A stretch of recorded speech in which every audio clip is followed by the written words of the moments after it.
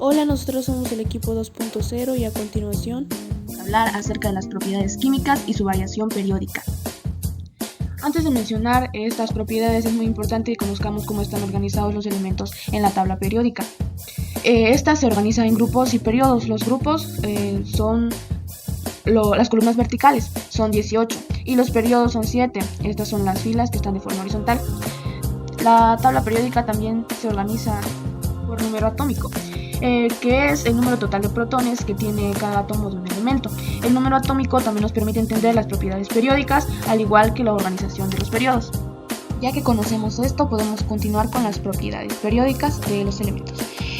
Dice que las propiedades periódicas de los elementos químicos varían en relación al lugar que ocupan en el sistema periódico.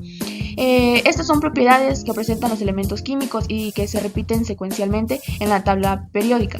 Por colocación en la misma de un elemento podemos deducir sus valores, se presentan dichas propiedades, así como su comportamiento químico. A continuación pusimos las 5 más importantes, que es el radio atómico, la afinidad electrónica, la electronegatividad, el potencial o energía de ionización y el radio iónico. A continuación voy a explicar lo que es el radio atómico.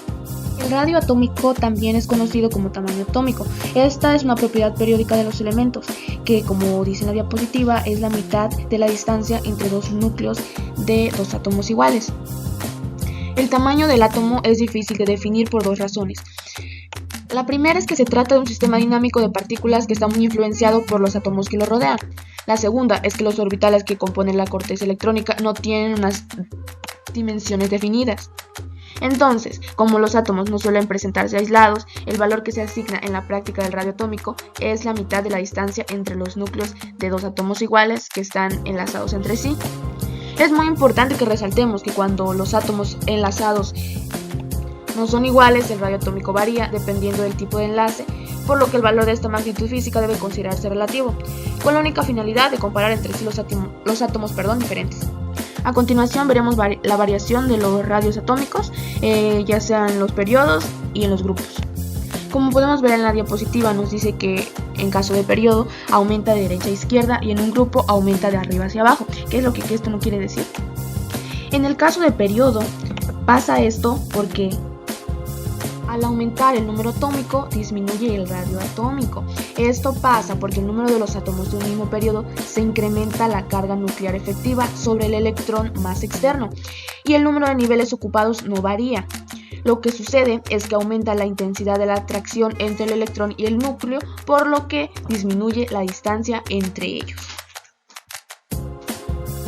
¿Y qué es lo que pasa en caso de un grupo? Al aumentar el número atómico también aumenta el radio atómico. ¿Por qué? Porque al aumentar el número atómico de los elementos de un grupo, se incrementa el número de niveles ocupados, mientras que la carga nuclear efectiva sobre el electrón más externo es la misma. La consecuencia es que aumenta el radio atómico. Continuaremos con mis compañeros que continuarán explicándoles las siguientes propiedades.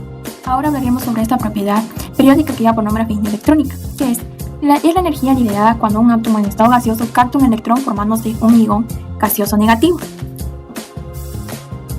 Su variación en la tabla periódica es un aumento en los periodos de izquierda a derecha y en los grupos disminuye hacia abajo.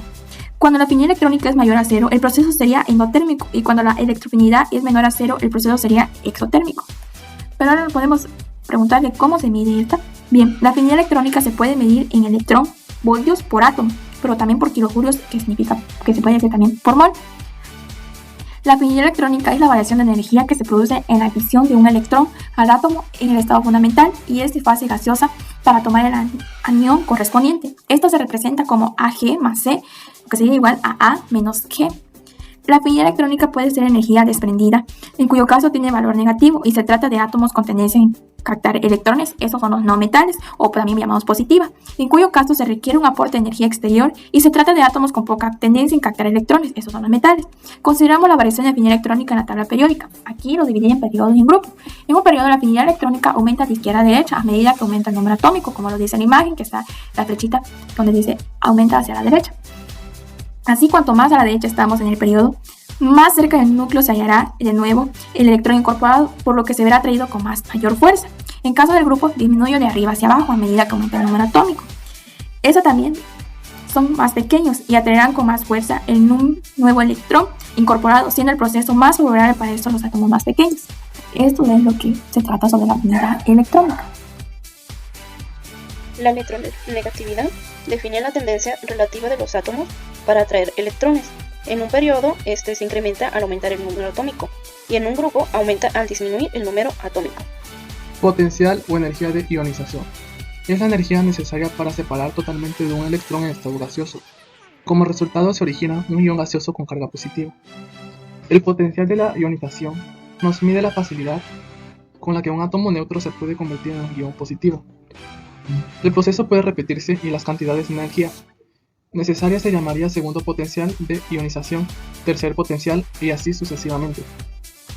En este ejemplo vemos que la A representa un átomo neutro, es decir, igual al número de protones y electrones, debido a que el núcleo con carga positiva va a atraer a los electrones con carga negativa. Se requiere de la energía para sustraer un electrón de la fuerza de atracción del núcleo. Esto sería energía de ionización. Si se sustrae un electrón, ya no tendríamos igual número de protones y electrones.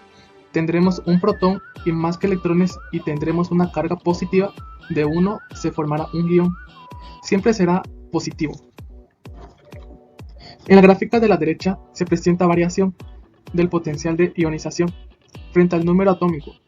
Puedes observar cómo disminuye en un grupo y aumenta a lo largo de un periodo.